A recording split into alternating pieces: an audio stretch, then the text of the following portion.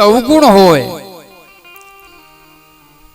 અંધકાર જેને કહેવાય, એ અંધકારનો નાશ કરવા માટે જ્યારે આપણે દીવો પ્રગટાવીએ ત્યારે એનો પ્રકાશ થાય છે.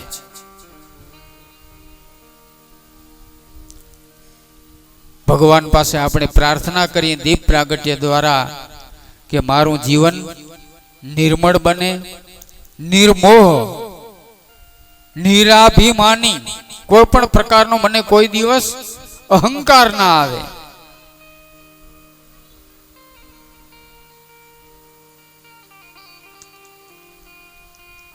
આવા ભગવાન આપણા કુળદેવી માતાજી અને પિતૃ દેવતા એ દીપ પ્રાગટ્ય દ્વારા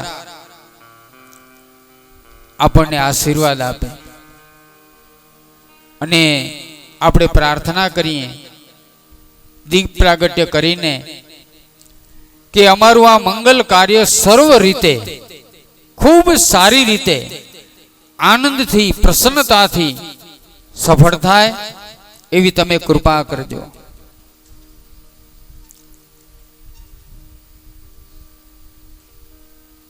બીજું કે આ દીપ પ્રાગટ્ય દ્વારા અમને એવા વિચારો પ્રાપ્ત થાય કે માનવ માનવ વચ્ચેનો ભેદ, એકબીજા પ્રત્યે કદાચ કાંઈ કુભાવ હોય, અમારા મનની અંદર કોઈ જીવાત્મા પ્રત્યે કદાચ કોઈ અભાવ, કોઈ કુભાવ હોય તો એ પણ દૂર થાય એવી દીપક દેવતા તમે અમારા ઉપર કૃપા કરજો. અને એકબીજા સાથે હળી મળી દીવામાંથી દીવો પ્રગટાવીએ, એકબીજાને મદદરૂપ થઈ. દીવામાંથી દીવો પ્રગટાવો એટલે જેને આપણે મદદ કરી શકીએ એમ છીએ, જે પ્રકારની મદદ, જે પ્રકારની આપણે ઉપયોગી થઈ શકીએ એમ છીએ, જેમ દીવામાંથી દીવો પ્રગટાવીએ એમ આપણે એકબીજાને ઉપયોગી થઈ શકીએ. એટલા માટે એમ કહ્યું છે ગુરુ, હરિ ઓમ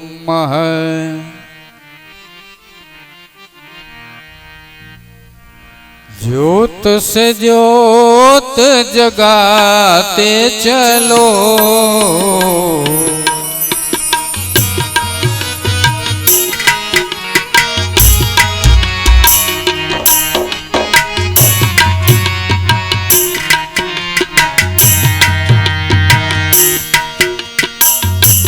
ज्योत से ज्योत जगाते चलो,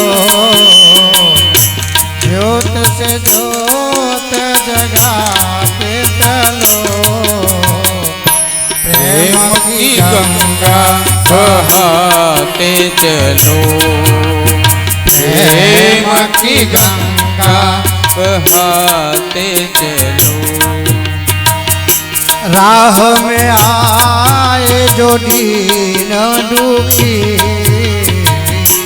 राह में आए जो दीन दुखी,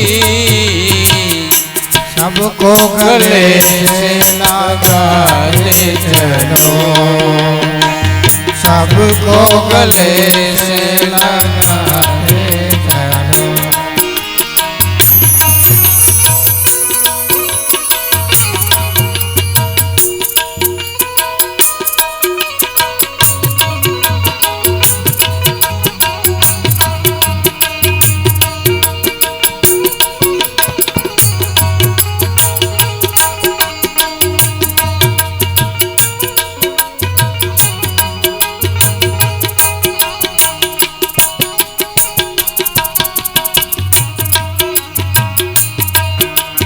प्रेम की गंगा बहाते चलो, प्रेम की गंगा बहाते चलो. मानो मानो वच्चे एक बीजा प्रत्ये प्रेम. कोई दिन दुखी छे एनो हाथ पकड़ी लई